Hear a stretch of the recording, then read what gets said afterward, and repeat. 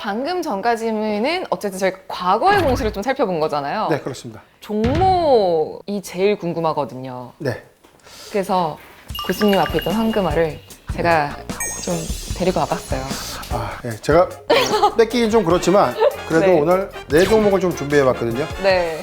국내 공시 1호 전문가 공달 변영인 교수님이 뽑은 오늘의 황금알 종목, 우선 4위부터 한번 알아볼게요. 한화 에어로스페이스. 네, 맞습니다. 오늘 제가 준비한 황금알 4위는요. 한화 에어로스페이스입니다. 이 회사는 이 주 사업이 항공기 그리고 가스터빈 엔진, 자주포 장갑차라고 불리우는 방위산업 네. 용품이죠. 자, 이 종목을 제가 선정하게 된 이유는요. 바로 두 가지 공시를 파악해서 첫 번째가 풍문 또는 보도에 대한 해명 공시의 미확정 공시입니다. 아까 우리가 이야기했던 호재 공시의 유형 중에서 놓치지 말고 지속적으로 일정을 체크해야 되는 공시. 종속회사로 편입한 하나 그룹의 방산사업 부분을 하나 에어로스페이스가 합병을 할 수 있다라는 보도자료가 있었어요. 이에 대해서 하나 에어로스페이스가 다각적으로 검토하고 있다. 그런데 아직 확정된 바는 없다라고 좀 발표를 했는데 방산업체를 주사업 부분으로 편입을 한다는 것은 외형 가치가 확장될 수 있다는 것이죠. 자, 이런 부분들이 현재 하나 에어로스페이스의 덩치를 좀 더 키울 수 있다는 어떤 기대감으로 좀 작용될 수 있고요. 그리고 두 번째, 수주 공시죠. 단일 판매 공급 계약 공시가 있었는데 이 영국의 버티컬 에어로스페이스와 도심 항공 모빌리티 사업을 위한 공동 협력 의향서를 체결한 바가 있었는데 이 영국의 버티컬 에어로스페이스는요. 아직 개발이 완료되지 않았음에도 불구하고 1,400대의 선수주 물량을 확보했습니다. 여기서 업무 협약에 따라서 지금 하나 에어로스페이스가 상당한 많은 주요 부품들을 좀 납품할 것이다 라고 전망하고 있는데 저는 2023년도부터 관련해서 UAM 테마로서 오히려 하나 에어로스페이스의 어떤 가치가 부각되는 해가 되지 않을까. 굉장히 중장기 관점에서는 호재로 좀 작용될 수 있는 여지는 있다. 기대감을 수반하는 공시들이 이어져 오는 연장선상은 사실상 기업의 모멘텀을 지속해서 상향할 수 있는 어떤 이 조건이다. 이 점도 좀 잘 참고했으면 좋겠습니다. 이 회사의 항공기 엔진 사업은 2021년도 말 약 24조 원의 수주를 이미 확보한 바가 있었습니다. 전년 동기 대비 꾸준한 실적 성장을 이루고 있다라고 좀 파악되는 종목입니다. 지금 차트상에 네. 주가가 많이 오른 걸로 보이는데 그래도 사도 괜찮나요? 단기 고점이다라는 표현들이 좀 있는데 저는 그렇지 않다고 봅니다. 당장 추세 매매를 한다 이런 관점보다는 모아가는 전략, 조정 구간에 모아간다면 실적 회복에 따라서 주가가 우상향할 수 있죠. 네, 국내 1호 공시 전문가 공달 변영인 고수님의 황금알 종목 3위. LX 세미콘. LX 세미콘을 제가 선정을 해봤는데요. 물론 공시를 통해서 종목을 선정했습니다. 대표적인 국내 최대 팹리스 업체죠. 주사업은 시스템 반도체 그리고 IC의 설계, 제조 및 판매를 영위하고 있습니다. 주요 제품은 내수보다는 전량 99.1%가 수출 비중으로서 비중을 좀 차지하고 있다. 이 점이 좀 특이점입니다. 호재 공시 두 가지로 좀 찾았는데 첫 번째가 상장 폐지 승인을 위한 의안 상정 결정. 네? 상장 폐지를 위해서 안건을 상정했대요. 왜?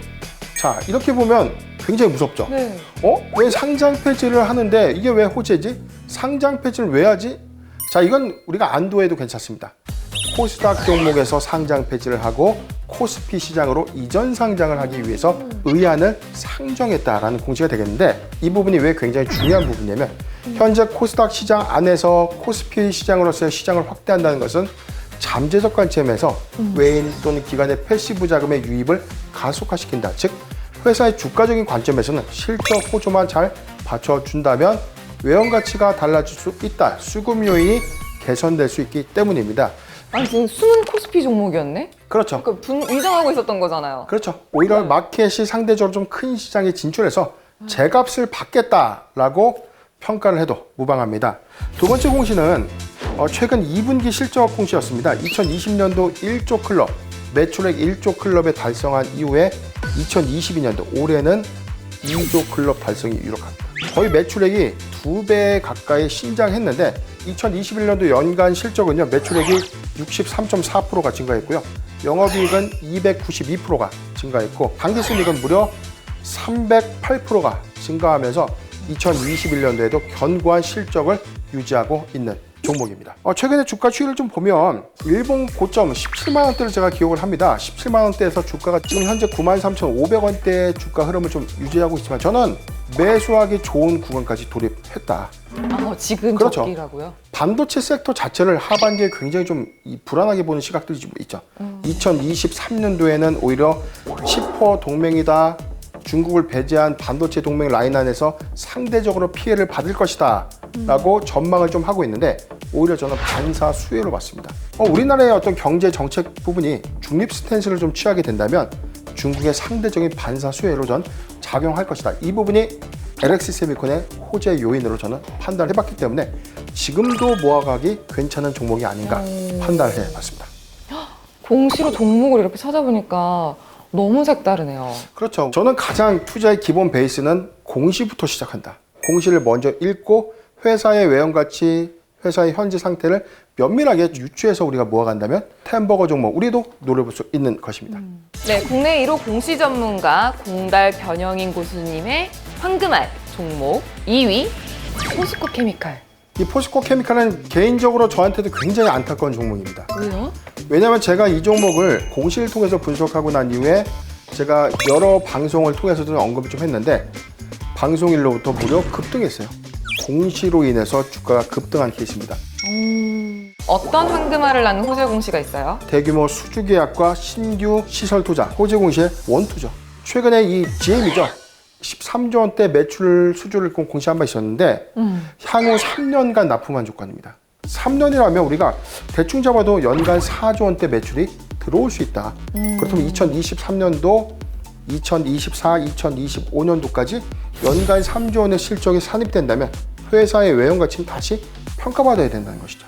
두 번째는 제가 항상 말씀드렸던 호재 공시의 탑1 신규 시설 투자를 공시했죠. 회사 전고체 공장의 2단계 증설을 좀 발표했는데 전체 3,262억 원 규모입니다. 자기 자본 13.3%에 해당되는데 여기서 양산되는 어떤 이 양산물이 빠르게 실적에 산입될 수 있는 기간이 좀 단축될 수 있는 요인이 좀 있다는 겁니다. 향후 연간 4만 5천 톤 규모의 전구체 생산을 좀 가셔야 되고 있는데 올해 초부터 약 6천억 원 규모의 이 설비 투자를 좀 진행하고 있었어요. 추가 설비 투자, 즉 증설을 지속적으로 좀 투입되고 있는 관점에선 포스코 케미칼 이미 확보해놓은 이 수주에 대응하고 있는 형국이다라고 좀 판단되고 있는 상황입니다. 대규모 수주 계약과 신규 시설 투자, 우리가 이야기했던 호재 공시의 원투죠. 당연히 주가가 좋을 수밖에 없었습니다. 최근 주가 흐름을 보면 11만 원대 초반에 있던 이 주가가 15만 9천 원대까지 최근에 급등한 이력이 있는데 저는 상승 여력이 좀 충분하다고 봐요. 최근에 증시의 조정 이슈가 좀 있고 증시의 불확실성은 좀 상존해 있지만 저는 2023년도부터 확연한 포스코 케미칼의 경우에는 슈퍼사이클 진입 초기에 관심을 가져도 좀 무방하지 않겠는가 판단을 해봤습니다.